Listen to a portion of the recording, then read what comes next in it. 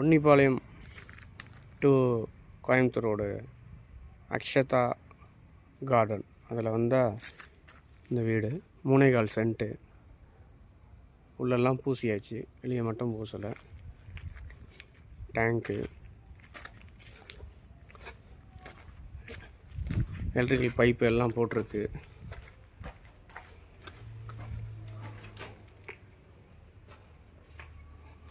இந்த பாதி நிலையில் அப்படியே கொடுக்குறாங்க. ஒரு பெட்ரூம், சின்ன பெட்ரூம், கிச்சன்,